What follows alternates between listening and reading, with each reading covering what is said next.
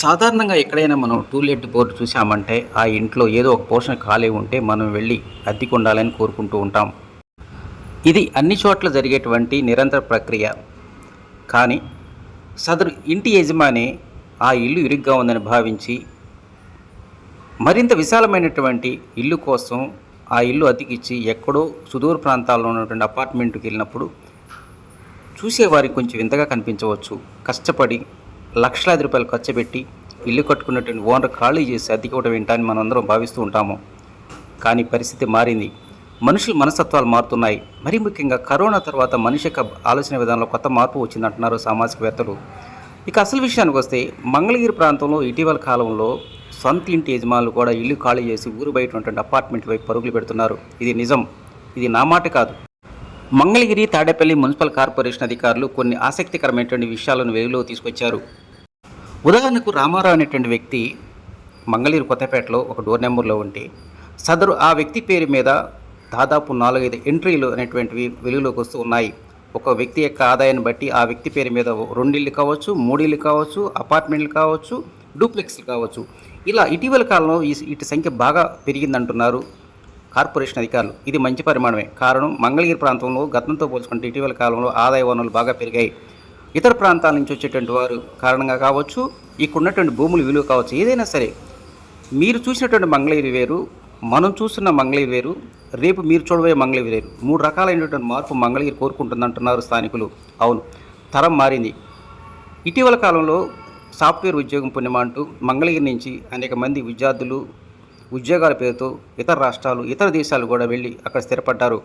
అక్కడ వస్తున్నటువంటి వాళ్ళ శాలరీ నేపథ్యంలోనే ఇంటికి వచ్చినప్పుడు పట్టుమని 10 రోజులు ఉందామన్నా కూడా సరైనటువంటి వసతులు లేని కారణంగానే తల్లిదండ్రులు ఒప్పించి మరి వాళ్ళు ఊరు బయట ఉన్నటువంటి అపార్ట్మెంట్లు కానీ డూప్లెక్స్లు కానీ కొనుక్కోవడానికి ఇష్టపడుతూ ఉన్నారు. గతంలో ఇల్లు ఇరుగ్గా ఉంటే మంచిదని భావించేవాళ్ళు. సొంత ఇల్లు వదిలిపెట్టి వెళ్ళాలంటే ఎంతో బాధగా ఉండేటువంటిది. ఎంత ఇరుకైనా సరే సొంత ఇంట్లోనే గడపాలని వారు తమ యొక్క కుటుంబ సభ్యులను ఒప్పించి ఉండేవాళ్ళు. కానీ నేడు పరిస్థితి మారుతుంది. ఎట్టి పరిస్థితుల్లో ఇల్లు మారాలనేటువంటి నెపంతోనే చాలామంది సొంత ఇల్లు వదిలిపెట్టి బయటికి వెళ్తూ ఉన్నారు. గతంలో ఓ అపార్ట్మెంట్ కావచ్చు, లేదంటే ఏదైనా సరే డూప్లెక్స్ కొనుగోలు చేయాలంటే పూర్తిగా నగదు చెల్లించాల్సిన పరిస్థితి ఉండేది. కానీ స్థిరాస్తి విషయంలో లోన్ విధానం అమల్లోకి వచ్చిన తర్వాత పరిస్థితి మారింది. శాలరీ సర్టిఫికెట్ ఉంటే చాలు, మీరు ఓ అపార్ట్మెంట్కి ఓనర్ అయిపోవచ్చు. ఇలాంటి విధానం సులభతరం కావడంతోనే ఎక్కువ మంది ఉద్యోగస్తులు, మధ్యతరగతి ప్రజానీకం కూడా అపార్ట్మెంట్ వైపు మొగ్గు చూపిస్తూ ఉన్నారు. పరిస్థితి చూస్తుంటే రానున్న కాలంలో మంగళగిరిలో ఉన్నటువంటి పాత మంగళగిరి లాగానే రానున్న కాలంలో ఈ ఉన్నటువంటి మంగళగిరి కూడా పాత మంగళగిరిగా మారి తిరిగి నగర శివారులో ఉన్నటువంటి ప్రాంతాలు పూర్తిగా కొత్త తరంతో మార్పులు చెందే అవకాశాలు ఉన్నాయని ఈ ప్రాంత రియల్ ఎస్టేట్ వ్యాపారస్తులు భావిస్తూ ఉన్నారు. వాస్తవానికి ఇప్పటి వరకు మంగళగిరి ప్రాంతం సెమీ అర్బన్గా ఉందని చెప్పాలి.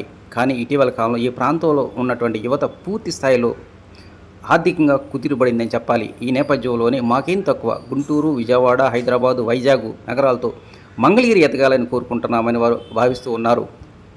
వాళ్ళ యొక్క ఆశీస్సులు రానున్న కాలంలో మరింత అభివృద్ధి చెందాలని మనందరం మనస్ఫూర్తిగా కోరుకుంటున్నాం. ఇదే నేపథ్యంలోనే నగర శివారులో ఉన్నటువంటి అపార్ట్మెంట్ల సంఖ్య బాగా పెరుగుతూ ఉంది. కొత్త కొత్త వ్యక్తులు వస్తూ ఉన్నారు. కొత్త కొత్త పెట్టుబడులు పెడతానికి ఇప్పుడిప్పుడే ముందుకు వస్తున్నారు అంటున్నారు ఈ రియల్ ఎస్టేట్ వ్యాపారస్తులు.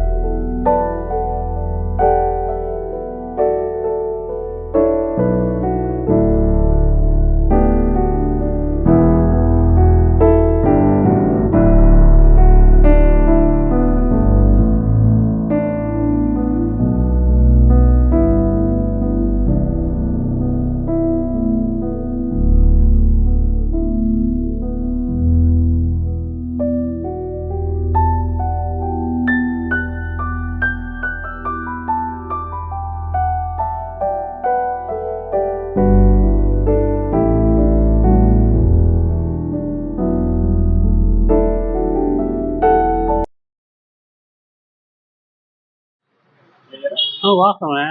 ఇప్పుడు మంగళగిరిలో టౌన్‌లో ఉందంటే చిన్న బజార్‌లు అన్నీ. అటుబండి, ఇటుబండి పెడితే బండెళ్ళదు. ఇప్పుడు కొంతమంది ఏంటి పిల్లలు ఉన్నారు. పిల్లలు చదువుకొని ఉద్యోగాలు చేస్తా ఉన్నారు. వాళ్ళు ఏదో లోన్‌గా తీసుకొని కార్ పార్కింగ్ కావాలని వాళ్ళు బయట అపార్ట్మెంట్లు కొనుక్కోవచ్చు, లేకపోతే ఇండివిజువల్గా కొనుక్కోవచ్చు. పెద్ద రోడ్డు కావాలని. టౌన్‌లో అన్ని ఇరుకు పదాలు. పూర్వం అంటే సైకిల్ ఉంటే సైకిల్ నడిచేది. సైకిల్ సరిపోయేది.